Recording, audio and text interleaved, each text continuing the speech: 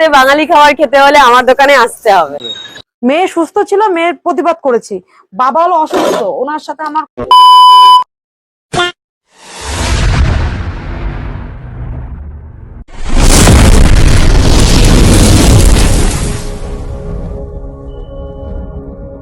Hello guys, welcome back to my channel rider Sanjay. তো তোমরা কেমন আছো? নিশ্চয় ভালো আছো এবং আমি খুব খুব ভালো আছি। আজকে আবার একটা নতুন ফ্রেশ ভিডিও নিয়ে চলে এসেছি। ভিডিওটা হলো বা আজকে কি রোস্ট করবো তোমরা বুঝতে পারছো, হালকা হলেও বুঝতে পেরেছো। আজকে এটা আমি ভাবছি এটা মাছ বাজার না হোটেল, এটা আমি এখনো পর্যন্ত কনফিউজ। আমরা প্রথমেই দেখবো নন্দিনী দিদির হোটেলে কি কি হচ্ছে। তা চলো। ভালো তো? আমরা সবাই ভালো আছি। পায়ে কি হয়েছে? यार এখানে রাস্তায় একটু পাবলিক আমিও তো দাদা, আমি কোন সে ও পাবলিক, আমি কোন সে ও পাবলিক, আমি জানোয়ার লাগি? দেখছেন বাইক খোঁড়াচ্ছে, তাও সাইড দিন উঠে চলে যান।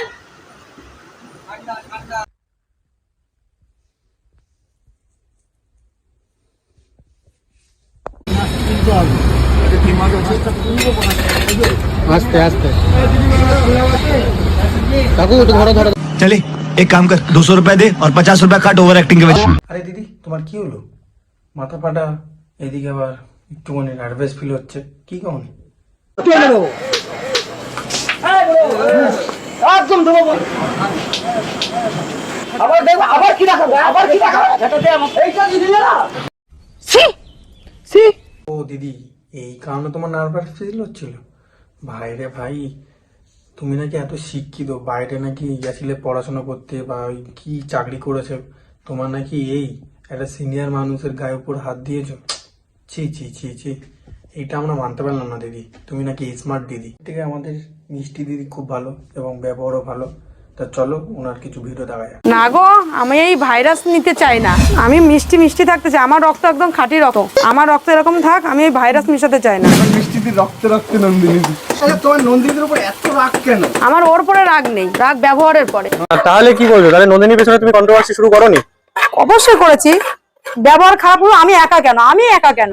আর সবার বলার সাহস হয়নি তাই বলিনি, আমার সাহস হতে আমি বলেছি। মিষ্টি দিদি তোমার পাশেই আছি, মিষ্টি দিদি তোমার পাশেই আছি।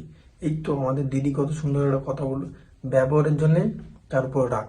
মিষ্টি খেতে খেতে বলে একটু গা গুলাচ্ছে, তো একটু উচ্ছতে ভাজা দিই। तू समझा? हाँ नहीं तू समझा नहीं। করলা ভাজা, উচ্ছে ভাজা। উচ্ছে ভাজা। আচ্ছা, মানে এত রান্না থাকতে তুমি উচ্ছেটাই তুমি ভাজো কেন? ওই যে লোকে মিষ্টি খেতে খেতে বলে একটু গা গুলাচ্ছে, তো একটু উচ্ছতে ভাজা দিই। नाइस। দিদি আমাদের খুব ভালো বুঝলাম, দিদির মনে কোনো কাদা নেই, কোনো হিংসা নেই, কোনো রাগ নেই। পরোটা বানাচ্ছি খাওয়ার জন্য। এখন 1টা বাজে। এখন কিছু একটা হয়েছে, ফুড ব্লগার গুলো মনে হয় কিছু একটা বলেছে, নিশ্চয়ই কিছু একটা বলেছে। हम फर्स्ट गाड़ी चला এই ফুড ব্লগার গুলো কোথা থেকে আবার কোন একটা আমদানি করে নিয়ে এসছে। এরা শুধু এদিক ওদিক দৌড়ায় কোথায়। কি একটা দিদি আবার নাকি সে আলাদাই, সে আবার নাকি আলাদাই ধরনের এই কম্বো মম্বো নিয়ে এসছে, নাকি কেউ দিতে পারবে না। কি বলবো, এটা ফুড ব্লগিং করছে না এটা হোটেল না মাছ বাজার, ক্যাঁই ম্যায় করেই যায় শুধু। চলো দেখি ওই দিদির আবার কি বক্তৃত্ব। তো চলো। মার্কেটে যেই দিদি চলে আসুক না কেন, নন্দিনী দিদি অথবা কালী দিদি, এই মুনমুন দিদিকে টক্কর দেওয়ার মতন কেউ এখনো পর্যন্ত দিদি এটা হোটেল না কম্পিটিশনের জায়গা? আমার রেটে তারা দিতে পারবে না, কোনোদিনই পারবে। তাদেরকে চ্যালেঞ্জ দিচ্ছি এই কারণে, তারা আমার মতন 100 টাকায় 2 পিস মাটন দিয়ে রাইস অথবা ফ্রাইড রাইস অথবা বাসন্তী পোলাও দিয়ে দেখাক, তাহলে আমি বলবো যে আমি তাদেরকে চ্যালেঞ্জ করবো না। দিদি তোমার আমার একটা কথা আছে বলার, এখানে আবার চ্যালেঞ্জের কথাটা কোথা থেকে আসলো? তুমি দিতে পারলে তোমার ভালো, দিতে না পারলে তোমার ভালো। আমাদের এখানে কি আছে, কাউকে চ্যালেঞ্জ দিয়ে কি হবে? এটা তো পুরো আলাদার মতন কথা, আলাদাই। তুমি পুরো আলাদাই, বুঝতে পারছি। অবশ্যই এই যে দেখান তো, এই যে দেখুন, এটা তুলে দেখান। এটা নিয়েই তো এবার নন্দিনী দিদির বাবা বলবে যে এটা নাকি ভুলভাল মাটন। এবার আমি বুঝতে পারছি কন্ট্রোভার্সির কারণটা কি কারণে হচ্ছে। এই শালা ফুড ব্লগার গুলো আছে না, এই ওর কথা যে বলে, ও আবার ওর কথা যে বলে, মানে এই আলাদাভাবে এরাই করছে। মানে কন্ট্রোভার্সিটা করার মূল কারণ হলো এই ফুড ব্লগার গুলো। ও 120 টাকায় মাংস দিতে পারে, তো তোর কি? ওর পত্তায় পড়ছে তাই ও দিচ্ছে, ওর পত্তায় না পারে ও দেবে না, তো তোর বাবার কি? এই শালা ফুড ব্লগার গুলোই না কন্ট্রোভার্সির মেন কালটি। কাস্টমারদের উদ্দেশ্যে আমি বলবো, দাদা যেখানে সস্তা পাবেন ভালো পাবেন সেখানে খান। একদম পুরো ঠিক কথা বলেছো। দিদি রুটি ফুলবে তো? ফুলবে, আগের রুটিটা ফোলেনি। আগের রুটিটায় নজর লেগেছিল। দেখেছো পুরো একদম মালগুলো একদম ধোগলাবাজ। এত বড় না, কার রুটি ফুলেছে, কে এত কম দামে মাংস দিচ্ছে কেন, কে এত সবজি কেন দিচ্ছে, কার কেন হোটেলে এত ক্যাজরা, এই পুরো একদম ফুড ব্লগার গুলো। আর শুধু উল্টো পাল্টা চিন্তা ভাবনা মাথায়। দেখো কি বলো, দিদি রুটিগুলো ফুলবে তো? আরে ফুলবে না তো তোর কি? তোর কি? আর এরা ফুড ব্লগিং করে না, এরা নানা রকমের অনেক কিছু করে বেড়ায়, তোমরা দেখাচ্ছে। তারা ওয়েট করো আর একটা কথা, বাঙালির হাতে বাঙালি খাবার খেতে স্মার্ট দিদি নন্দিনীর কাছে আসতে হবে, বুঝেছো? আজকে আমি এসেছি স্মার্ট নন্দিনীর কাছে। রান্না চাপাবে আমাদের দিদি, এখন ডাল চাপাবে। এই যে দেখো, ডাল রান্না করার জন্য ডাল চাপাচ্ছে।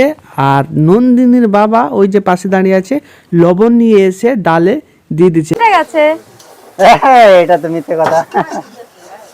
মাছের মাথা, কচু শাকের যারা কোথায় কি বলবি ভাই, কি দেখাচ্ছ, কি রান্না করছো সেটা না, অন্য অন্য দিকে তাকিয়ে অন্য অন্য কাজ বাজ করবে।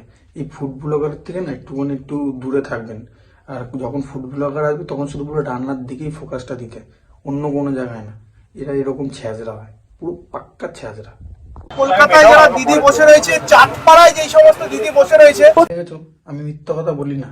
এই ফুড ব্লগার গুলো না পুরো কন্ট্রোভার্সির একদম পুরো একদম কাটি, মানে একদম পুরো একদম মালটা ধুপলেকির মাল।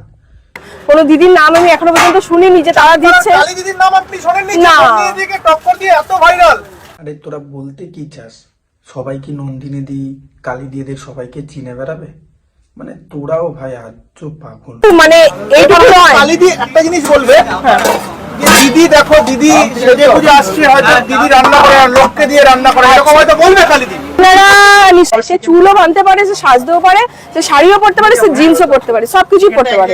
বাহ, পুরো সেরা দিদি, পুরো সেরা, সেই ছিল। ওই দোকানগুলো কি করেছে? অনেক দিনের দোকান তো, ওদেরকে কেন নেন না, কভার করেন না কেন? সবাইকে cover যেহেতু করা হয়। একটা মেয়ে করছে বলে। ওরে শালা একদম সঠিক জায়গা, একদম ঘাটা মেরেছে একদম। হ্যাঁ, আস্তে আস্তে আস্তে তুমি বাচ্চাটা নন্দিনীর ফুড ব্লগার গুলো আস্তে আস্তে আস্তে কি সত্যি কথাই তো বলছে না, এখন পদ্মটা ফাঁস করে দিচ্ছে বলে তাই আস্তে আস্তে আস্তে আস্তে প্রবেশ করছেন।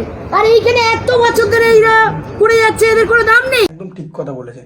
আরে ভাই নন্দিনী দি কি ও মেয়ে মানুষ বলে কি তাকে বেশি প্রায়োরিটি দিচ্ছিস?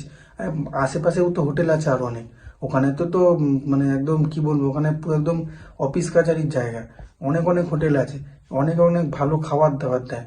সেটা মেয়ে বলে একটা ঘুরছে, একটা গাড়িতে করে ঘুরছে, গাড়িতে করে ঘুরছে, তাকে ফেমাস করে যাচ্ছেন আপনারা। নন্দিনী দিদির দোকানের সামনে দাঁড়িয়ে নন্দিনী দিদির কিছু ইউটিউবার মানে পা চাটা মালগুলোকে না একদম উচিত শিক্ষা দিয়ে গেছে। আরে কাকিমা আপনি কোথায় ছিলেন এতদিন ধরে? আপনার অ্যাড্রেসটা দিন, আমি একটু চুমু দিয়ে আসবো। সত্যি কথা বলেছেন, সারাক্ষণ নন্দিনী। আরে সালা ফুড ব্লগার গুলো একটুখানি তো শোধরা, আরো তো অনেক আছে, অফিস কাছারি জায়গা, ওটা অনেক অনেক ভালো ভালো ইয়ে আছে, ফুডের জায়গা আছে, হোটেল আছে, সেখানে যা আরো ক্যাপচার কর ভালো ভালো। তা না সালা হাট। ভাই তোমরা যারা মানে অনলাইনে ওই রিল বানাও, ইউটিউবে শর্টস বানাও, অনলাইনে ওই রিল বানাও, ইউটিউবে শর্টস বানাও, আমার জন্য ভীষণ ডিফিকাল্ট। रुको जरा सबर करो।